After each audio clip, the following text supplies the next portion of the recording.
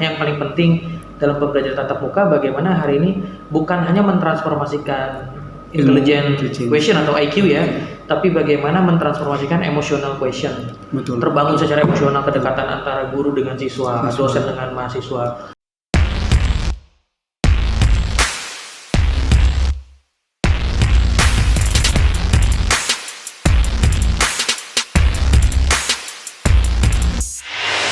Baik, bismillahirrahmanirrahim. Assalamualaikum warahmatullahi wabarakatuh. Waalaikumsalam warahmatullahi wabarakatuh. Selamat pagi dan salam sejahtera untuk kita semua.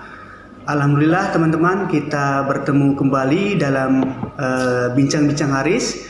Pada kesempatan kali ini tentu saya dan pemantik diskusi tentunya Pak Dr. Haris Hijrah Wicaksana akan membangun diskursus mengenai kebijakan pembelajaran tatap muka secara terbatas yang kemudian ini sudah dikeluarkan oleh pemerintah begitu. Baik, langsung saja mungkin kita akan mendiskusikan berbagai hal, terutama yang secara spesifik mengatur tentang kebijakan kebijakan pembelajaran tatap muka, Pak Dokter. Kebetulan di sini saya juga sudah bersama Pak Dr. Haris Hijrah Wicaksana Esos MSc. Dan kebetulan alhamdulillah beliau sudah hadir di tengah-tengah kita, dan mari kita doakan semoga beliau juga senantiasa diberikan kesehatan, kemudian juga diberikan keberkahan dalam menjalankan segala aktivitasnya. Amin ya rabbal alamin. Baik, selamat pagi Pak Dokter. Selamat pagi Imron. Baik, alhamdulillah kita berjumpa kembali dalam bincang-bincang Haris tentunya. Udah 2 minggu berarti. 2 minggu ya. Betul. Baik, pemirsa dan teman-teman sekalian, pada kesempatan kali ini tentunya sebelum kami membangun diskusi, kami sudah mensterilisasi tempat ini dan tentunya kami mematuhi protokol kesehatan secara ketat, memakai hand sanitizer, kemudian juga hal-hal lainnya. Baik begitu. Di sini Pak Dokter kita mungkin akan memperbincangkan ya ataupun akan mendiskusikan berbagai hal, terutama mengenai kebijakan pembelajaran tatap muka. Pembelajaran tatap muka. Hal ini tentu sangat penting sekali Pak Dr. Haris Hijrah Wicaksana, karena beberapa bulan yang lalu, mungkin hampir 1 tahun juga ya, setahun setengah lebih gitu ya, pertumbuhan ini siswa yang kemudian juga sekolah atau belajar secara daring. Nah ini kan sebetulnya juga menjadi menjadi titik permasalahan juga yang kemudian ini juga dibutuhkan solusi-solusi secara mutakhir begitu ya Pak Dokter. Nah di sini mungkin ada sejumlah pertanyaan yang kemudian ini juga berangkat dari permasalahan yang dialami oleh publik. Nah begitu. Mungkin diawali ini menurut Bapak selaku pengamat kebijakan publik, apakah keputusan pemerintah terutama dalam kebijakan pembelajaran tatap muka ini apakah sudah tepat atau memang perlu kajian secara lebih mendalam begitu? Enggak? Iya, terima kasih. Assalamualaikum warahmatullahi wabarakatuh. Waalaikumsalam. Selamat pagi semuanya. Sehat selalu buat Imron dan teman-teman rekan-rekan tim media bincang-bincang Haris semuanya. Alhamdulillah 1 pekan 2 pekan kita agak sedikit off dulu ya dari kegiatan lain, dan kita bisa berkumpul lagi nih di ruangan ini untuk berbincang dan berdiskusi dengan hal-hal yang lain. Nah, tema yang hari ini diangkat kita coba diskusikan terkait dengan kebijakan sekolah tatap muka ya, atau pembelajaran tatap muka disebutnya. Ya, kalau disebut hari ini tepat atau tidak, memang saya menyebutnya memang kita agak telat terkait dengan pembelajaran tatap muka ini. Agak telat. Kenapa telat? Berbeda dengan pembelajaran atau pendidikan itu kan bukan hanya selesai dengan media daring online. Ya, memang tadi kurang lebih 1,5 tahun lebih kita setelah terjadi pandemi Covid di Indonesia masuk di bulan Maret 2020 dan sekarang sudah bulan September, berarti udah 1,5 tahun artinya 1,5 tahun kita udah jenuh, sangat jenuh. Bahkan terkadang hari ini ada anak yang sekolah misalkan naik waktu itu kelas 2, tiba-tiba sekarang pas mulai masuk sekolah, sekarang udah kelas 3 gitu. Kapan sekolahnya, kapan naiknya. Mau lulus juga itu Pak? Ada juga yang begitu, tiba-tiba kok udah lulus gitu.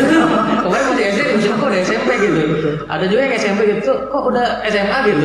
Atau SMA juga nggak sadar, kok kok udah kuliah gitu kan. ini artinya proses yang tidak mudah selama setahun setengah ini.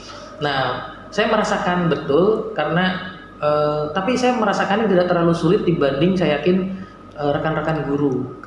Ya, kalau rekan-rekan akademik dosen sepertinya tidak terlalu sulit menyesuaikan keadaan ya, karena misalkan dengan mahasiswa latar belakangnya mahasiswa mereka udah melek terhadap teknologi ya, gadget, rata-rata juga mereka punya handphone. Jadi ketika melakukan pembelajaran online, kuliah online itu tidak terlalu banyak masalah, tapi ada masalah bukan hanya transformasi ilmu, attitude, perilaku, nilai itu sangat berdampak besar pada norma akhlak itu sangat berdampak besar. Kadang kita say banyak di media sosial, tapi pas ketemu kan bingung. Siapa ini kan nggak kenal gitu ya. Beda kayak misalkan waktu zaman saya merasakan sekolah, Imran juga mungkin pas sekolah ketemu guru itu kan pasti jalan agak sungkan kan. Jangan kan ini kayak kita malu ketemu guru kita, bahkan kita kalau ada jalan nih guru kita berjalan dulu jauh ke depan, kita di belakang jalannya pelan-pelan gitu kan. Kan etika juga itu Pak Dokter ya. Iya, etika juga. Nah, memang secara tidak tertulis ya gitu ya, tapi itulah terbangun attitude-nya ya kan, atau disebutnya kalau orang psikologi atau guru-guru itu bilang adab dulu ilmu dulu. Nah, kadang-kadang ya dahulukan adab dulu baru ilmu, atau ilmu dulu atau adab dulu. Kalau saya sih harus beriringan, adab dan ilmu harus beriringan gitu kan. Nah, satu sih itu. Nah, kemudian tadi saya bilang ini agak sedikit telat. Kenapa? Tadi ada fase yang terlepas dari pendidikan ini. Nah, memang harusnya dari awal sudah bisa diantisipasi dengan pola pendidikan. Contoh misalnya pendidikan hari ini dengan media online. Tapi kan sebetulnya harusnya dari awal sudah dialternatifkan.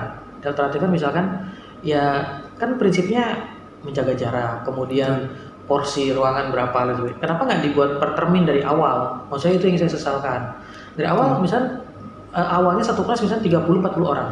Ya dibagi aja 3 termin. Jadi misalkan yang absen 1 sampai 10 hari Senin, yang absen dari 11 sampai 20 hari Selasa, yang absen 21 sampai 30 hari Rabu gitu kan. Nah, dibagi termin hari tadi. Dan jam waktu kelasnya juga jangan terlalu full seperti awal normal. Dari pagi sampai sore. Ya cukup 4 jam atau 3 jam sekolah di. Pertanyaan apakah itu membuat kualitas? Kan jadi pertanyaan lagi ya sebelum saya harus melanjutkan satu ritme nih. Apakah itu jadi berkualitas? Ya kita mengaca atau berkaca pada negara-negara maju lainnya. Contoh misalnya di Finlandia yang kita cari tahu literasinya di internet dan di beberapa literasi jurnal pendidikan yang ada di sana. Ya mereka sekolah cuma hanya 3 jam sama 4 jam. Selebihnya mungkin ini Pak ya? Iya, mereka lebih mengembangkan kualitas diri kan.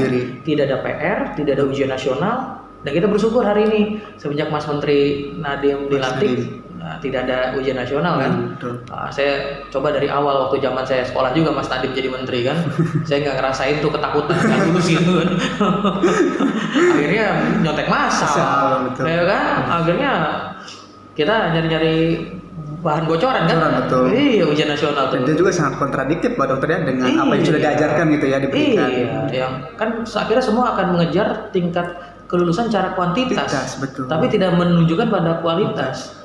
Ya kan nggak semua anak bisa hal yang sama. Contoh gini, Imron misalnya ada 10 mata pelajaran, kan kita dipaksa menguasai 10-10-nya, padahal belum tentu kita ahli di bidang itu. Misalkan saya tidak ahli misalnya di matematik misalkan, tapi saya suka di sejarah misalkan atau di IPS. Ya udah diarahkan ke mata pelajaran yang paling disukai, itulah yang dikejar lebih awal. Nah, kalau kita tidak, malah yang dijadikan ujian nasional kan matematik, bahasa Indonesia, bahasa Inggris. Itu 3 hal itu kan. Sedangkan tiap hari pakai bahasa Sunda kalau dirangkas gitu. Betul. Nah mungkin selain itu juga Pak Dokter ya, tadi yang sudah disampaikan menurut pandangan Pak Dokter secara sekilas ya, pemerintah ini cukup terlambat ya ketika menerapkan kebijakan pembelajaran tatap muka ya secara terbatas. Tapi mungkin ada argumentasi lain yang kemudian juga dikonstruksi oleh pemerintah, misalkan pada saat yang bersamaan pemerintah juga melihat ini Pak Dokter ya, peningkatan eskalasi COVID-19. Juga mungkin disertai masih minimnya tingkat vaksinisasi COVID gitu. Atau bagaimana mungkin pandangan Pak Dokter? Iya, itu sangat betul sekali. Memang pembelajaran tatap muka ini bukan hanya hari ini ya mau diterapkan ya sebetulnya wacananya kan dari awal itu dari akhir tahun, kemudian bergeser ke awal tahun, ya kan, sampai akhirnya wacana mudah-mudahan ini nggak meleset. Tapi setiap mau pembelajaran tatap muka dibuka, angka COVID meningkat. Terus begitu kan. Dan ini mungkin kebetulan. Mungkin kebetulan. Saya nggak mau nyebutin ini teori konspirasi enggak. Ini kebetulan. Salah kita juga karena kita tidak menjaga prokes, kita tidak juga agak sedikit juga masih agak sedikit nakal dan sebagainya. Sehingga itu yang menjadi hal melonjaknya angka COVID. Dilarang untuk tidak liburan, akhirnya banyak yang liburan juga. Termasuk kita juga liburan ya, juga kita nanti sebutnya. Karena ya meningkatkan imun juga harus liburan gitu kan, karena nggak liburan keluar di dalam rumah mulu, imun kita malah turun ya. Nah itu yang pertama. Yang kedua tadi terkait dengan vaksin. Tingkat vaksin juga masih rendah. Nah kita memang baru ada vaksin kan memang di zona 2021 ini kan, dan ini memang baru ada dosisnya kan mulai beredar di pertengahan tahun kan. Nah harusnya memang lebih awal pemerintah kita memang mungkin tadi ya jumlah penduduk kita banyak, nggak semudah dibayangkan negara-negara lain di Eropa yang jumlah penduduknya sekian persen dari jumlah penduduk Indonesia dan tersebar. Mereka kan cuma hanya negara satu pulau satu wilayah gitu kan. Indonesia kan enggak, ya kan, satu negara ribuan pulau, ya ada 34 provinsi, sekian ratus kabupaten kota, sekian ribu desa gitu kan, dan sekian ribu pulau-pulau. Itu kan distribusinya nggak mudah vaksin. Yang kedua sarana-prasarananya juga belum bisa mampu menjangkau ke sana gitu kan, sehingga wajar ketika ada ketelatan vaksin dan sebagainya. Kalau di negara lain, negara maju, kita sudah melihat kan vaksin sudah digencarkan dari akhir tahun kan, dari akhir tahun bahkan sebelum akhir tahun, dan kita sudah melihat ada Liga Eropa sudah bergulir ya kan, Euro kemarin juga bergulir, Liga Inggris sekarang udah nggak ada yang pakai masker udah bergulir. Saya juga seneng nontonnya kan, Liga Italia, Liga Spanyol, Liga Prancis semua udah pada nonton semua gitu. Tapi cuma di Indonesia bayang agak belum ini ya. Tapi bagusnya Indonesia nggak perlu ada penonton. Iya betul. Karena kalau nonton pasti rusuh. Ini Indonesia sepak bolanya nggak perlu ada penonton, nontonnya dari TV aja. Kalau nontonnya itu kerusuhan kemudian yang meninggal itu pasti dari udah rusak nanti itu. Nah selain itu juga Pak Dokter, mungkin ya pemerintah kan dalam waktu dekat akan membuka ini pembelajaran tatap muka secara terbatas tentunya. Betul. Nah apakah juga pemerintah ketika memutuskan ataupun mengambil keputusan tersebut itu memiliki indikator-indikator utama, misalkan pemerintah itu mengacu pada misalkan ada berapa tenaga pendidik yang sudah divaksinasi, kemudian ada berapa siswa yang sudah divaksin. Betul. Dan kemudian dari rentang usia juga kan sangat perlu juga Pak Dokter ya. Masa hanya punten ya hanya tenaga pendidik, tapi kan siswa tidak, kan menjadi titik persoalan juga sebetulnya kan. Nah, ataukah memang keduanya harus sama-sama divaksin atau seperti apa begitu Pak Dokter? Iya. Kalau kita melihat proses vaksinasi yang kita ikuti ya, dari awal kan memang tenaga pendidik itu lebih awal divaksinnya. Lebih awal. Bahkan didahulukan kan tenaga kesehatan, kemudian pelayanan publik ya kemudian pendidik ya kan, guru, dosen dan sebagainya itu diawali semua. Tujuannya memang kan dari awal untuk persiapan pembelajaran tatap muka awalnya. Ini mundur karena siswa dan mahasiswa ini banyak yang belum vaksin. Nah hari ini mungkin tadi tentu saya sangat yakin pemerintah sudah membuat kalkulasinya kebijakan ini diambil. Akhirnya kenapa pemerintah itu memaksakan untuk artinya hari ini pembelajaran tatap muka. Pasti sudah ada kalkulasinya, sudah dikaji secara mendalam oleh pemerintah.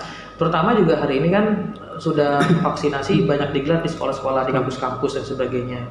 Nah ini tentunya menjadi sebuah prasyarat indikator untuk membangun herd immunity terlebih dahulu, habis itu baru kita bisa tatap muka dan sebagainya. Memang risikonya kan memang agak sedikit tinggi. Gitu. Berarti vaksinasi ini menjadi prasyarat wajib ya bagi tenaga pendidik maupun siswa. Betul. Gitu. Sangat wajib. Kalau saya melihatnya memang hari ini kan program vaksin sama-sama untuk ikhtiar kan. Sama-sama ikhtiar. Memang ada juga yang sering bilang kan vaksin pasti mati ya. Sama juga kan. Makan nggak makan juga pasti mati. Ya kan, makan kan salah satu contoh makan. Kenapa makan kita bukan karena ini kan bertahan hidup kan, bertahan hidup untuk mengisi perut kita untuk menjadikan itu energi tubuh untuk bergerak kan, itu makanan. Ya kalau nggak makan juga mati, makan juga mati kan. Kelebihan makan juga mati kan. Nah, vaksin juga sama begitu. Vaksin bukan karena kita takut mati, justru vaksin itu merupakan ikhtiarnya, ikhtiar untuk bertahan dan supaya kita bisa tadi bergerak juga kan. Fungsi dari COVID ini kan kita kan ada penyekatan dan sebagainya kan, gerak kita kan terhambat nih dengan adanya lonjakan kasus COVID kan. Ketika COVID sudah agak reda, kita bisa bergerak lagi kan gitu. Jangan sampai ini salah kaprah juga. Kalau bisa diwajibkan semua siswa vaksin. Mahasiswa divaksinkan juga, diwajibkan. Kenapa? Ya tadi jangan sampai ketika dia di kampus atau dia di sekolah ketika tatap muka malah nanti akan dia membawa virus juga ketika pulang ke rumah kan. Kasihan juga orang tuanya, keluarga di rumah, keluarga di rumah, orang tua atau masyarakat di rumah. Ya kalau bisa sih semua warga, hari ini kan sudah banyak tuh, saya perhatikan juga berita informasi di tiap puskesmas ngadain vaksin. Di tiap sekolah ngadain vaksin, di kampus ngadain vaksin, di polsek ngadain vaksin, di Polres ngadain vaksin, di Kodim. Hampir sebagian besar ini tempat vaksin banyak. Jadi tidak ada lagi alasan. Nah yang jadi masalah ya terutama di warga-warga sekitar ya, saya memperhatikan kalau ditanya diajak vaksin ada sembakonya nggak? Pertanyaan lagi. Ini dia mau vaksin, disuntik imuniti apa nyari beras gitu, sembako gitu. Tapi sebelum kita nanti mengarah ke diskusi yang lebih menarik lagi Pak Dokter, ini kan pemerintah akan ini ya dan sudah ini mengambil keputusan ya terkait kebijakan pembelajaran tatap muka. Nah, apakah juga pemerintah dalam hal ini sudah mewanti-wanti misalkan ketika aktivitas kegiatan belajar mengajar dibuka, apakah nanti akan berdampak pada meningkatnya eskalasi COVID-19 atau tidak? Nah, itu pemerintah sudah mewanti-wanti ataupun sudah melakukan langkah-langkah tertentu gitu untuk mengantisipasi hal tersebut gitu. Betul. Gimana? Betul. Ini juga jangan sampai ketika pembelajaran tatap muka menjadi klaster area baru. Betul. Ya kan, terjadinya penyebaran virus COVID gitu kan. Ya kita berharap itu bukan menjadi klaster area baru, justru di sini kita sama-sama mempraktekkan bagaimana disiplin, bagaimana mengantri, bagaimana menjaga jarak, bagaimana mengkomitmenkan itu. Nah, hal itu yang harus diperhatikan tentunya. Nah, salah satu caranya tadi bagaimana pemerintah dan pihak sekolah dan sebagainya sudah menyiapkan tadi. Kan sebetulnya dari dulu, saya ingat sekali dari kecil kan kita diajarin tuh cuci tangan, kita diajarin bagaimana bersin, adab etika bersin, adab ini. Ya justru itu yang dipraktekkan hari ini. Dipraktekkan untuk misalnya pas mau datang ke sekolah, pas depan gerbang sekolah sudah cuci tangan terlebih dahulu. Kemudian ya masker tidak dilepas, hanya sewaktu-waktu saya ada yang kepentingan tertentu ya melepas masker. Kemudian itu juga jangan lama-lama. Kedua ya berjaga jaraknya. Nah itu yang harus disiapkan. Pertanyaannya siap tidak semuanya gitu. Betul. Dan ini bukan hanya pemerintah dan sekolah saja, tapi tentunya ini dari pihak orang tuanya, masyarakat, terutama siswanya juga. Ini sebetulnya sama-sama harus kerjasama berbagai elemen tadi Pak Dokter. Iya, makanya kan hari ini pemerintah menggalakkan gerakan kita bisa. Jadi bukan hanya pemerintah bisa, bukan. Betul. Bukan hanya sekolah bisa, bukan, tapi kita bisa. Kita itu artinya keseluruhan. Nah, untuk menghadapi ini memang harus seluruh elemen harus gotong royong Pak Dokter, gotong royong dan bersatu. Tidak bisa kita menyalahkan pemerintah saja, habis itu kita menyalahkan masyarakat saja yang bandel katanya, menyalahkan sekolahan aja yang tidak bertanggung jawab, menyalahkan inilah itulah. Akhirnya teori konspirasi lah muncul. Udahlah kita singkirkan itu dulu. Hari ini kita gotong royong, tadi kita diskusikan, kita bisa ya. Betul. Nah, ini juga menjadi pertanyaan yang kemudian timbul di halayak publik Pak Dokter. Ini kan kalau misalkan sudah dibuka aktivitas kegiatan belajar mengajar, juga apakah memang dibatasi ketika siswa dan tenaga pendidik bertukar pikiran, kemudian saling belajar begitu, diskusi dan lain sebagainya. Apakah memang dibatasi per hari berapa persen misalkan kapasitas atau presentasi ruangan, atau memang ada hal-hal lain begitu, mekanisme lain, metode lain yang kemudian itu juga bisa menjadi item utama pemerintah dalam menerapkan kebijakan ini. Ya, ini utamanya. Oke. Nah, tadi sebelumnya saya sudah menyinggung itu ya. Artinya yang pertama, kita memang kan dalam era new normal hari ini, kita nggak bisa lagi berbicara pada hal yang dulu, yang lampau. Yang lampau misalnya sekolah dari pagi sampai sore, kemudian kelasnya penuh dan sebagainya, full. Nah, belajar juga full dan sebagainya. Hari ini lebih pada pengembangan tadi, kreativitas itu muncul. Nah, awalnya kita bisa mulai dari kapasitas. Nah, kebetulan kan Banten kalau kita lihat hari ini sudah keluar dari zona merah dan orange. Hari ini turun ke level 2. Level 2 artinya sudah zona kuning menuju ke hijau. Mudah-mudahan kita level 1 nih. Amin. Nah, mudah-mudahan kita kerjasama semua seluruh masyarakat Banten dan Indonesia untuk vaksin dan tetap menjaga hal-hal yang prokes pemerintah lah, himbauan pemerintah, jam malam, kemudian pembatasan waktu, pembatasan gerak dan sebagainya. Kita patuhi itulah. Nah, ketika sudah itu kita juga sama terapkan itu di sekolahan. Ya, pembatasan waktu belajar, kemudian tugas, kemudian yang paling terpenting sebetulnya prinsipnya gini. Kita selalu berharap ya dalam dunia pendidikan bahwa hal terpenting pendidikan itu bukan mentransformasikan ilmu, tapi bagaimana attitude, bagaimana value, bagaimana behavior dan sebagainya. Itu menjadi fondasi utama sebetulnya. Dan kan nggak bisa, kadang-kadang kita gini, saya merasakan juga misalnya ngajar kuliah online, ini kelas mahasiswa ya, saya ngajar tuh, ayo dibuka teman-teman kameranya, ditutup semua. Kita ngomong sendiri kan, tiba-tiba pas dibuka kamera ada yang makan Indomie, ada yang sambil, Pak ngopi dulu Pak, oke, saya bilang kan, ada yang sambil ngerokok, asik benar, saya bilang kan. Ada juga kadang sambil di jalan, saya juga merasakan itu juga kadang-kadang pas lagi ada kebutuhan gitu, pas lagi ada Zoom, ada Google Meet, saya juga sambil mengikuti sambil di jalan dan sebagainya. Ya nggak dipungkirin memang ya hal-hal itu memang ada gitu loh. Nah, transformasi ilmunya bisa berjalan, tapi transformasi attitude, etika dan sebagainya itu jauh sekali. Jauh sekali. Nah, dari jurnal literasi yang saya coba baca bahwa berapa persen sih, berapa waktu sih siswa itu atau mahasiswa itu fokus untuk mendengar dosennya atau gurunya itu dalam belajar. Itu fokus itu nggak lebih dari 15 menit. Jadi 5 menit sampai 15 menit tadi. Jadi artinya 10 menit. 5 menit pertama dia nggak akan fokus karena dia butuh tune in dulu kan, pemanasan. Makanya dosen atau guru tuh biasanya pemanasan dulu kan, membangun suasana dulu kelas. Tapi kalau di ruang Google Meet online kan susah. Agak sulit juga Pak Dokter ya. Agak susah. Betul. Kadang-kadang saya lagi ngajar Google Meet tiba-tiba udah mulai, tiba-tiba ada yang minta masuk lagi. Karena telat. Iya, betul. Ya kan, kita harus konfirmasi kan? Iya, konfirmasi. Saya share screen-nya di off-kan dulu, kemudian terima dulu ya kan. Kan mengganggu yang kayak gitu. Nah, padahal nggak ada alasan lagi, Pak kesiangan kan udah nggak ada jarak hari ini kan sambil dia jalan. Kalau dulu sekolah datang kesiangan ada alasan kesiangan gitu, kampus kesiangan mereka kesiangan. Sekarang kan udah enggak gitu kan. Nah tiba-tiba tadi telat seperti itu kan mengganggu jalannya aktivitas pembelajaran gitu kan. Itu juga merupakan sebuah attitude. Nah itu maksud saya yang paling penting dalam pembelajaran tatap muka, bagaimana hari ini bukan hanya mentransformasikan intelligent question atau IQ ya, tapi bagaimana mentransformasikan emotional question. Terbangun secara emosional kedekatan antara guru dengan siswa, dosen dengan mahasiswa. Kemudian yang terakhir ya terkait dengan adab tadi, kedekatan antara spiritual question tadi. Kan contoh, ya kan kita harus memberikan beratnya jadi tulisan guru kan memberikan contoh teladan. Iya teladan tadi. Gitu. Saya juga makanya agak sedikit hati-hati ketika saya posisi lagi jadi dosen tuh.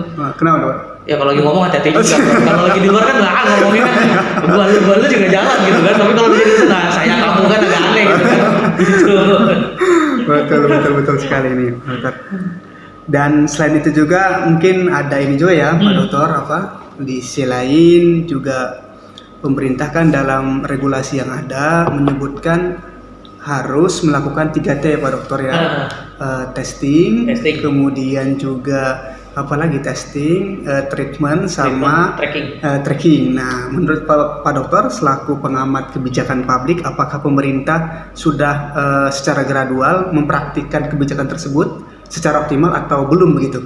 Nah, bagaimana pandangan Pak Dokter? Kalau di wilayah ini harus dibagi zona. Jadi nggak bisa semuanya.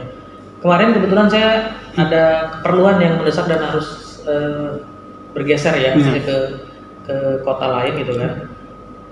Itu kita dengan mudah hari ini. Jadi masuk harus check in, keluar check out.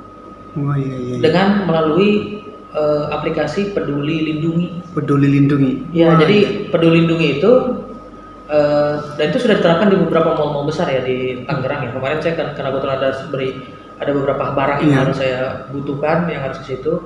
terutama kebutuhan yang paling penting ya buat saya kebutuhan. Kalau nggak itu saya juga nggak bakal mau ke situ kan. Ya pas masuk ya harus download dulu aplikasinya, kemudian kita scan barcode, masukkan scan kita. Jadi kalau kita belum vaksin, disitu ketahuan. Jadi bukan hanya menunjukkan sertifikat vaksin, tapi di aplikasi tersebut nanti setelah inilah di sini saya tunjukkan, kita akan check in, masukkan nomor handphone kita, nanti kita konfirmasi udah masuk, nanti ada barcode, kita scan barcode. Di situ akan scan barcode, di situ ada pencet pilihannya, kita scan. Kalau kita hijau boleh masuk. Jadi ada 3 kategori tuh, hijau, kuning, merah. Nah baru kita cek suhu tubuh lagi. Jadi sekarang levelnya ini, kalau nggak bisa masuk tuh kuning atau merah nggak boleh masuk. Itu kan salah satu langkah preventif juga sudah Pak Dokter ya? Ya itu salah satu tracking, tracking dan testing, ya kan. Tracking. Nah kemudian ketika keluar kita check out juga. Oh sama check out juga. Iya kebetulan kemarin pas saya scan barcode hijau, nilainya hijau. Jadi checklist, wah hijau, bapak hijau boleh masuk, boleh masuk. Testing dulu cek suhu tubuh, kemudian hand sanitizer, kemudian langsung baru kita boleh masuk ke dalam. Nah pas pulang Pak scan barcode lagi Pak, di-scan lagi check out Pak. Jadi selama kita di situ, ketahuan berapa lama kita di situ dan kita jalan kemana aja ketahuan. Ada tracknya kita kemana aja tahu. Kemudian kalau kita di aplikasi di handphone saya itu, jadi misalnya saya pindah nih dari kota ini ke kota ini, saya kemarin dari Tangerang ke Serang, kemudian ke Lebak, itu ada tracking kita jalan kemana aja, dan kita sebetulnya bisa ini, sehingga nanti memudahkan. Coba bayangkan kalau setiap orang menggunakan hal itu, Peduli Lindungi tadi, itu merupakan salah satu cara untuk men-tracking. Kalau testing kan kita swab ya, swab antigen. Udah pernah di swab? Belum sih Pak. Tuh, belum pernah testing. Saya waduh, ini udah nggak pernah colok kanan, colok kiri. Setiap ada kegiatan kita, setiap ada beberapa pertemuan saya meeting di tempat-tempat tertentu ya. Ya kan harus bawa surat swab, ya kan. Waduh, sampai berapa kali hidungnya saya bilang, waduh, nangis sini kan, dites. Itu kan testing kan.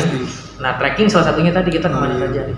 Tapi yang lebih mengkhawatirkan juga begini Pak Dokter, ketika Pak Dokter ini ya check in masuk gitu ya, kategori masih hijau gitu ya, dan itu diperbolehkan. Nah bayangkan kalau misalkan punten ketika check out keluar dari mall tiba-tiba jadi merah kan gimana coba keluarnya? Iya sebetulnya yang saya coba tanya cari tahu di tempat tersebut itu kenapa ada zone hijau, kuning, merah. Nah kalau hijau itu berarti kapasitas. Kapasitas. Jadi kita bisa melihat kapasitas pengunjung itu salah satu. Ya kan betul kan? Betul. Kan kalau level 2 kan boleh dibuka nih lokasi. Tapi kan di situ juga bisa dilihat kapasitas mall, misalnya mall kapasitas 1000. 30%-nya berarti kan cuma 300 yang boleh masuk ke dalam. Jadi kalau udah hampir misalnya 280 nih, nah itu pasti yang selanjutnya kuning. Kenapa? Karena udah mulai banyak. Karena kalau merah tuh udah nggak boleh masuk karena penuh dalam kan gitu. Pertama itu. Betul, yang kedua, indikator yang kedua menunjukkan bukan hanya jumlah orang yang ada di lokasi, tetapi juga tadi ketika hijau berarti syaratnya dia udah vaksin 2 kali. Kalau kuning itu baru 1 kali. Baru 1 kali. Jadi itu baru 1 kali kalau kuning. Tapi tetap diperbolehkan masuk. Dengan bahasanya boleh izin masuk dengan izin preventif dari petugas. Ada tulisannya. Kalau merah dilarang masuk. Kalau hijau langsung dibolehkan. Betul. Itu kan salah satu tracking juga. Kita udah hebat juga. Di Lebak belum ada ya. Di kampus kita belum ada gitu. Aduh, jangan dulu ya gitu. Kita harus bikin barcode juga gitu ya. Jadi kalau yang mau masuk kampus kita bisa kelihatan berapa persen gitu. Dan secara jejak rekam juga kita kemana aktivitas juga ini Pak Dokter ya, ketahuan terlihat ya. Terlihat.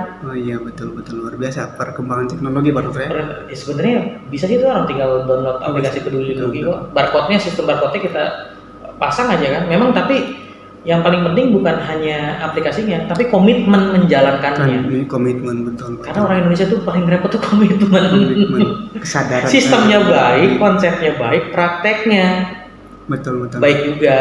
Cuman kadang-kadang saking baiknya itu mengolah-olah gitu ya. Gitu. Baik, mungkin ini Pak Dokter terakhir ya. Ini kan juga menjadi sebetulnya pas awal mula pemerintah mau menerapkan kebijakan pembelajaran tatap muka ini kan menuai pro dan kontra. Nah, apakah kemudian ini juga di sisi akhir, apakah solusi apa yang kemudian ditawarkan begitu di tengah masih belum menurunnya ini ya eskalasi atau transmisi COVID-19 ini begitu Pak Dokter? Ya, salah satu solusinya misalnya tadi ya tetap kita jangan terus-menerus kita meratapi keadaan ya. Artinya saya tetap mendukung pemerintah untuk melaksanakan pembelajaran tatap muka. Saya harus tetap mendukung karena saya merasakan juga sebagai tenaga pendidik, dengan walaupun kita di dunia kampus ya dengan mahasiswa, ini juga menjadi suatu khawatiran gitu loh. Kenapa? Karena tidak semua wilayah zona yang memiliki prasarana yang sangat memadai. Contoh sinyal, jaringan dan sebagainya. Sehingga ini menjadi sebuah tantangan tersendiri dengan terjadinya pembelajaran online ya. Nah, sehingga salah satu solusinya memang harus pembelajaran offline. Nah, kemudian apa caranya tadi? Membatasi. Karena kalau bisa tadi tiap sekolah, tiap kampus menggunakan atau kita sudah ada peduli lindungi tadi, mereka sudah vaksin. Saran saya sih pastikan gimana cara mereka sudah vaksin dulu semuanya lah. Mereka ikut vaksin dulu. Kalau sudah vaksin dulu semuanya, baru agak sedikit percaya diri kan, herd immunity-nya terbangun gitu kan. Nah, itu yang kedua. Yang ketiga ya komitmen bersama. PR kita itu komitmen. Makanya tadi kita sama-sama kan bareng-bareng kita ikut, ayo kita bisa. Ya kan, komitmen. Sistem sebaik-baiknya sistem, ketika manusianya tidak mau komitmen menjalankannya, itu jadi bullshit, jadi percuma. Jadi kita lebih baik daripada kita mengutuk kegelapan, lebih baik kita jadi secercah cahaya lilin yang memberi penerangan dalam kegelapan. Ya, mungkin itu. Baik, terima kasih Pak Dokter. Sama-sama Imran. Terima kasih kepada pemantik kita Pak Dr. Haris Hidra Wicaksana SMSI selaku analis kebijakan yang telah memberikan dan sekaligus mentransformasi ilmu kepada kita semua dalam bincang-bincang Haris tentunya dalam hal ini membahas tajuk atau tema mengenai kebijakan pembelajaran tatap muka secara terbatas. Baik teman-teman, sebelum kami akhiri diskusi kita pada pagi hari ini, izinkan saya Imron Wasi selaku host untuk menyampaikan informasi agar teman-teman semua tetap mematuhi protokol kesehatan, kemudian juga tetap jaga jarak dan tentunya harus patuhi kebijakan pemerintah. Baik, saya selaku host mohon undur diri apabila ada tutur kata ataupun hal-hal yang lainnya yang kurang berkenan kepada teman-teman dan para hadirin semua. Sekali lagi kami mengucapkan terima kasih kepada Pak Dr. Haris atas kesediaan dan waktunya. Semoga kita bisa berjumpa kembali dalam momentum dan tema yang berbeda Pak Dokter begitu. Terakhir mungkin bagi teman-teman semua, jangan lupa like, comment, and subscribe konten kami di Bincang-Bincang Haris. Semoga ilmu yang disampaikan oleh Pak Dr. Haris juga bermanfaat untuk kita semua. Amin. Amin. Ya Rabbal Alamin. Baik, kami tutup dengan mengucapkan ihdinas syiratal mustaqim wallahul muwaffiq ila aqwamit thoriq wala minkum. Wassalamualaikum warahmatullahi wabarakatuh. Waalaikumsalam warahmatullahi wabarakatuh.